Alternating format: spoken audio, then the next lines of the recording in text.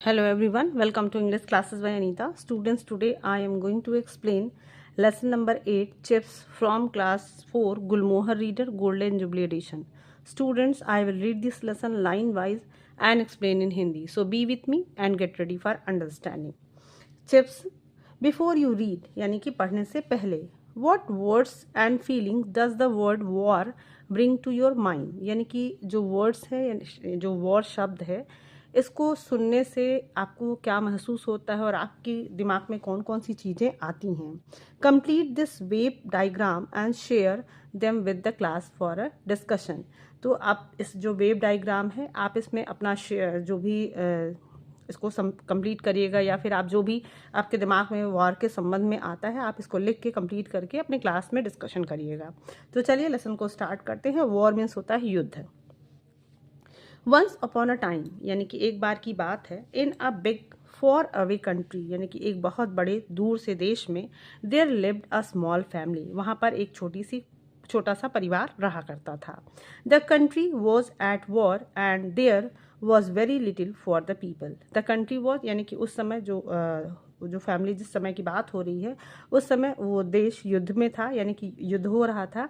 And there was very little food for the people और लोगों के लिए बहुत कम खाने के लिए चीज़ें थीं. इसलिए the family always went hungry और इसीलिए जो परिवार था वो हमेशा भूखा रह रहा था. वन डे एक दिन अर्ली इन द मॉर्निंग यानी कि एकदम सुबह टू फॉरेन सोल्जर्स यानी कि दो विदेशी जो सैनिक थे a part of the army who had occupied their country मतलब उस आर्मी के उस सेना का हिस्सा थे यानी कि जो दो सैनिक आए वो उस सेना के हिस्से थे जिन्होंने उस देश पे अपना कब्जा जमाया हुआ था यानी जिस पे वो हमला बोले थे यानी कि दूसरे देश के दुश्मन सैनिक थे. Knocked on the their door उन्होंने उनके दरवाजे पे खटखटाया. They pushed a sack into mother's hand and asked her to make them chips for their lunch. तो उन्होंने एक बोरी they pushed a sack into a mother's hand यानी कि जो माँ थी उस घर में उसके हाथों में एक बोरी आलू का दिया. They push sack into mother's hand उन्होंने एक बोरी जो माँ थी उसके हाथ में दिया. And asked her to make them chips for their lunch और उन्होंने उनसे कहा कि वो उनके लिए लंच में उनके लिए चिप्स बनाए. We will be back at 12 noon said the dark hair soldier. तो जो काले बालों वाला सैनिक था उसने कहा कि हम लोग 12 बजे वापस आएंगे. Have the chips ready by then और तब तक तुम चिप्स तैयार कर लेना. And with that the soldiers turn around और उसी के साथ जो सैनिक थे वो घूमे. And headed off towards the neighbouring farm और टूवर्ड्स द नेबरिंग यानी कि पड़ोस के यानी कि पास के जो एक खेत था फार्म था वहाँ पे वो चले गए. बाय दिस टाइम तब तक the entire family had come scouring down the stairs to see what was happening. तो जो पूरा तब तक मतलब जब तक कि वो सैनिक और मदर के बीच में माँ के बीच में बातचीत हो रही थी तब तक जो पूरा परिवार था इंटायर फैमिली यानी कि पूरा परिवार था हैड कम स्करिंग मस होता है moving quickly with short and quick steps because of fear यानी कि जब हम बहुत डर जाते हैं अचानक से कोई चीज़ होती है तो जल्दी जल्दी भाग के जाते हैं. तो इसी तरीके से वो लोग तेज कदमों से आते हुए वो सीढ़ी तक आ गए थे और ये देख रहे थे क्या हो रहा है मतलब कि सैनिक क्या करने आए हैं. वो डर गए थे और इस वजह से वो तेज कदमों से सीढ़ी तक आ चुके थे. What are chips mother asked them और तभी माँ ने पूछा कि चिप्स क्या होता है. But no one had ever heard of such a thing लेकिन उसमें से कोई भी ऐसा नहीं था जिन्होंने चिप्स के बारे में इससे पहले कभी सुना था.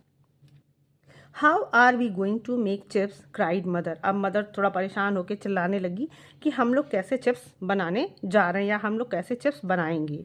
We don't even know what they are. यहाँ मतलब कि हम लोग को तो ये भी नहीं पता है कि ये होता क्या है मतलब चिप्स क्या होता है ये हमें पता भी नहीं है और हम लोग चिप्स बनाएंगे कैसे.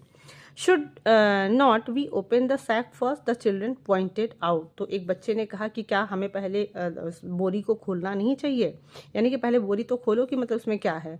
तो एक बच्चे ने कहा जो उस परिवार का बच्चा था कि क्या हमें पहले बोरी को नहीं खोलना चाहिए. Mother hurriedly opened up the sack to reveal big muddy white flesh new potatoes. तो जब मदर ने जल्दी से उस सैक को बोरी को खोला टू रिवील बिग, और उसमें से क्या दिखाई दिया, रिवील मतलब दिखाई देना, क्या बाहर आया, शो मतलब क्या दिखाई दिया, मडी यानी कि मिट्टी से भरा हुआ, वाइट फ्लैश यानी कि सफ़ेद, और गूदे वाले नए नए आलू थे उसमें। The family gassed in amazement, और जो पूरा परिवार था वो आश्चर्य में डूब चुका था। They had not seen too many potato since the beginning of the war, और उन्होंने मतलब they had not seen so many potato, यानी कि उन्होंने इतने सारे पोटैटोज, इतने सारे आलू तब से नहीं देखे थे जब से युद्ध शुरू हुआ था, यानी कि जब से युद्ध शुरू हुआ था उनको इतने सारे आलू देखने को नहीं मिले थे। नाउ ग्रैंड माँ स्पोक अप, अब तभी जो दादी माँ थी उन्होंने बोला, डोंट बी सिली, मतलब मूर्ख मत बनो। शी सेड, उन्होंने कहा, we know how to cook potato, तो कहती हमें पता है कि हमें आलू कैसे पकाना है या कैसे पकाते हैं। We will peel and boil them for the soldier, तो उन्होंने कहा कि हम इसे छिलेंगे और सैनिकों के लिए इसे उबालेंगे। Then we will make a soup from the peeling for our self, और उसके बाद हम इसमें जो पीलिंग यानी कि आलू को छीलकर जो छिलका निकला होगा उससे हम अपने लिए सूप बनाएंगे। कम ऑन, आओ चिल्ड्रन लेट्स बिगिन, और चलो स्टार्ट मतलब बच्चों चलो काम शुरू करते हैं। She gave each child a handful of potatoes to wash and peel, और उन्होंने सभी बच्चों को मतलब सारे एक एक बच्चे को उन्होंने हैंडफुल यानी कि जितना उनके हाथ में या मुट्ठी भर पोटैटो या जितना भी उनके हाथ में आलू आ सकता था उन्होंने एक एक बच्चे को आलू दिया ताकि वो धुलें और उसे छीलें। व्हेन दैट वाज डन, और जब ये धुलने और छिलने का काम खत्म हो चुका, she build a fire in the great and hung a big cooking pot over the flame, और उसके बाद उन्होंने एक ग्रेट एक मतलब कि अंगीठी में उन्होंने आग जलाई और उस पर एक बहुत बड़ा सा बर्तन जो खाना बनाने का जो बर्तन था उस आग की लपटों पे रख दिया। Then she poured in fresh water and the chop potato, और उन्होंने उसके बाद उसमें साफ़ पानी, फ्रेश वाटर में तो ताज़ा पानी उसमें डाला, एंड चॉप पोटैटो, और जो चॉप यानी कि जो छिला हुआ आलू था उसको उसमें डाल दिया। The whole family sat around the open fire, अब जो पूरा परिवार था वो आग के चारों तरफ, जो खुला आग था उसके चारों तरफ बैठ गया था। Watching the water bubble and boil, मतलब वो ये देख रहा था कि जो पानी बबल यानी कि उबल रहा था और उसमें से जो बबल्स यानी कि बुलबुले निकल रहे थे। दो soldiers made a big fuse for this, अब जो सोल्जर थे यानी कि जो वो सैनिक थे उन्होंने पूरे परिवार के लिए एक बहुत बड़ा सा फुज मतलब होता है अननेसेसरी शो ऑफ एक्साइटमेंट और इंटरेस्ट, मतलब कि एक अननेसेसरी मतलब अनावश्यक जो उत्साह था उनके परिवार में आ चुका था। The youngest child set thoughtfully, जो सबसे छोटा बच्चा था वो यही सोच रहा था कि मतलब ये छोटा सा जो सैनिक आके उन्होंने पूरे परिवार को एक्साइटेड कर दिया है। Boiled potatoes are not so special said the eldest, और उसमें जो सबसे बड़ा बच्चा था उसने कहा कि जो उबला आलू होता है वो बहुत ज़्यादा स्पेशल, मतलब कि कोई उबला आलू कौन सा स्पेशल चीज़ है, तो उसने कहा कि जो उबला आलू होता है वो कोई बहुत स्पेशल चीज़ नहीं होती है। That is when the grown ups started worrying, और इसी वजह से मतलब जैसे ही इस बड़े बच्चे ने कहा कि उबला आलू स्वादिष्ट नहीं होगा, दैट इज़ व्हेन, और तभी जो बड़े लोग थे वो चिंता करने लगे कि मैंने उन्हें क्या करना चाहिए। Let's add some herbs said grandma, और तभी ग्रैंड माँ ने कहा कि चलो इसमें कुछ जड़ी बूटियाँ हर्ब्स वगैरह डालते हैं। Putting some into the pot, और वो उस पॉट में डालते हुए उन्होंने कहा कि चलो इसमें कुछ हर्ब्स वगैरह डाल देते हैं। हर्ब्स में जैसे आप जानते हो कि कोरिएंडर और बहुत सारी जो चीज़ें होती हैं जो मसाले वगैरह यूज़ करते हैं उसको हर्ब्स ही कहते हैं। And a few mushrooms set grandpa, और तभी ग्रैंडपा ने कहा कि इसमें थोड़ा मशरूम भी डाल दो। ऑफ कोर्स क्राइड मदर, और तभी जो माँ थी वो चिल्लाते हुए कही कि हाँ ज़रूर। And send the children to the forest to collect the juiciest mushrooms and berries, और तभी उन्होंने बच्चों को जंगल की तरफ भेजा ताकि वो वहाँ से कुछ मशरूम और जूसीएस मतलब जो जूसेस भरे मतलब जो जामुन हैं और मशरूम उसको वो ला सकें, वहाँ से कलेक्ट करके इकट्ठा करके ला सकें। When they returned, और जब वो वापस आए, everyone added just a few more ingredients and then a few more and a few more still until they had made a pot of delicious smelling stew.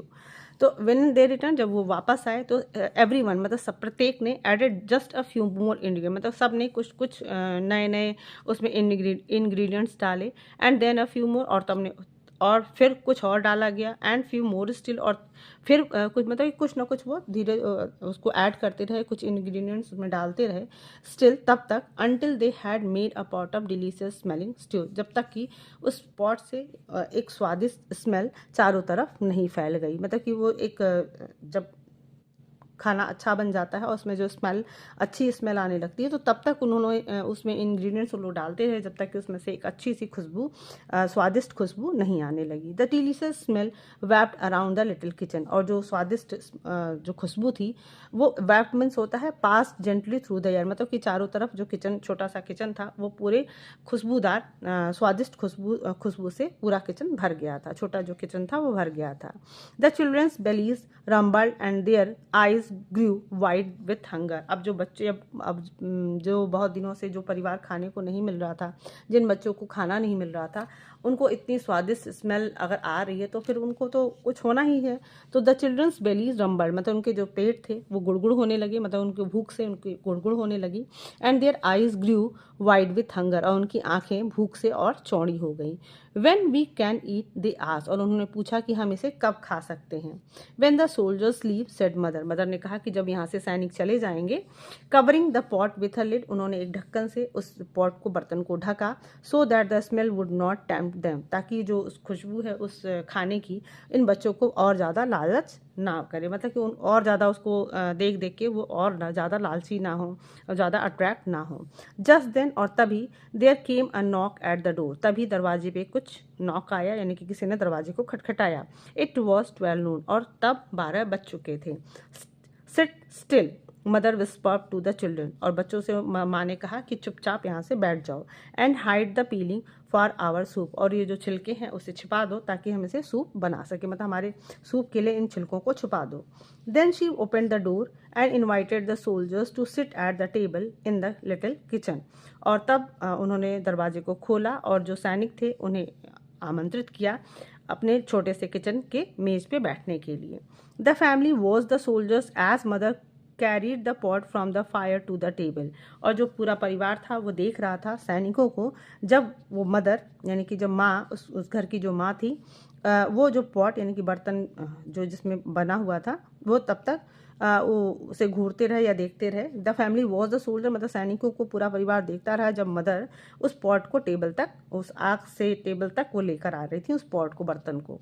The fair heard soldiers took some rye bread from his pocket and tore off chunks to share with his friends.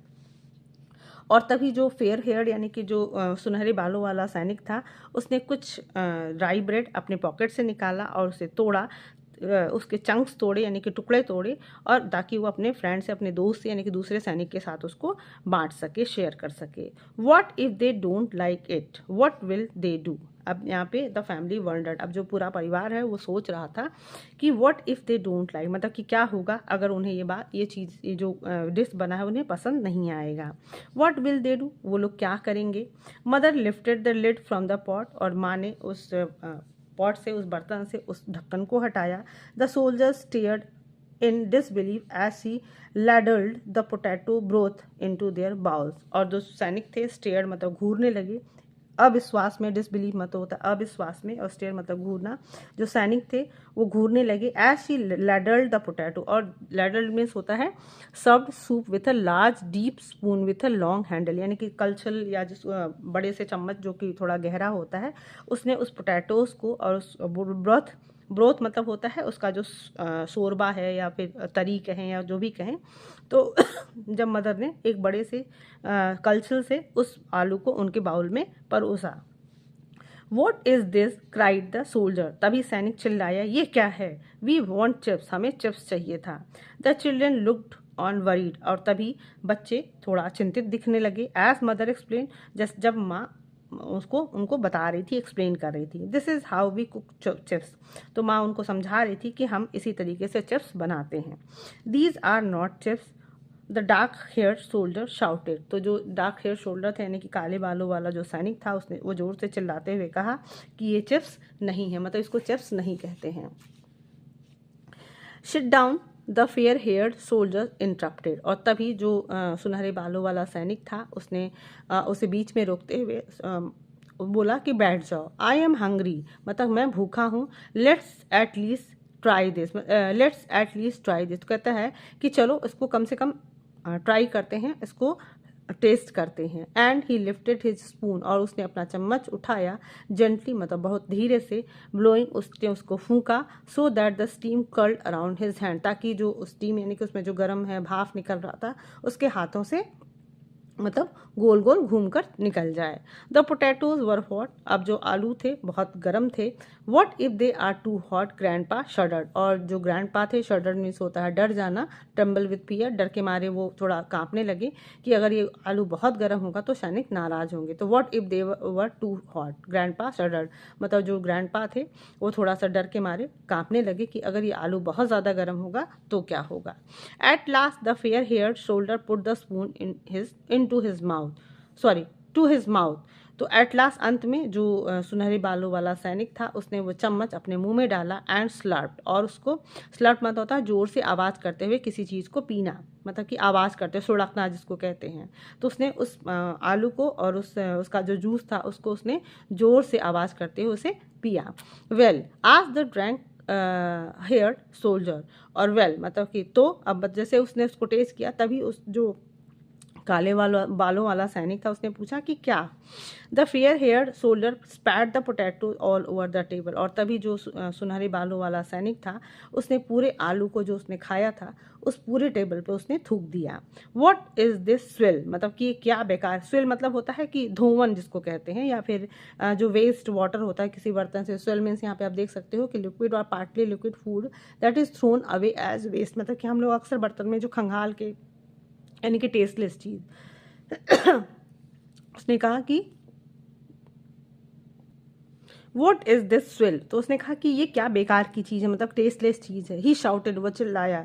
His face twisted in anger, और उसका जो चेहरा था वो गुस्से से थोड़ा twist हो गया, मुड़ गया। He got up from the table and hosted his rifle across his shoulder, वो टेबल से यानी कि मेज से उठ गया और उसने अपना जो राइफल था अपने कंधे पे टांग लिया। Mother step back in fear, अब जो माँ थी वो डर के मारे थोड़ा पीछे हट गई। द चिल्ड्रन कावर्ड्स, और बच्चे भी जो थे वो डर गए, मतलब डर के मारे वो पीछे हट गए। I am sorry said mother, माँ ने कहा कि मुझे बहुत दुख है। Moving away from the table, यानी कि मेज से हटते हुए उन्होंने कहा कि मुझे माफ़ करिएगा। It is our favourite recipe, उन्होंने कहा कि ये हम लोग की पसंदीदा रेसिपी है। Favourite recipe it is swirl, तो उसने कहा कि ये फेवरेट मतलब कि एक सरप्राइज में कि ये तुम्हारी फेवरेट रेसिपी है, ये तो बेकार वेस्ट चीज़ है। ही रिपीटेड, उसने दोहराया, ऑलमोस्ट लाफिंग, हंसते हुए, मतलब उसने उसका मजाक उड़ाया कि तुम्हारी फेवरेट रेसिपी है और एकदम बेकार बेहूदी चीज़ है। Come on, the dark haired soldier call to his friend, come on उसने कहा कि आओ, और the dark hair soldier call to his friend, मतलब कि जो काले बालों वाला सैनिक था उसने अपने दोस्त को बुलाया। लेट्स लीव, चलो चलते हैं, मतलब चलो यहाँ से चलते हैं। People here don't even know how to cook chips, हाँ मतलब वो मजाक उड़ाते हुए कहता है कि यहाँ के जो लोग हैं वो यहाँ मतलब कि चिप्स भी बनाना नहीं जानते, हाँ मतलब कि ऐसे करके वो चला जाता है।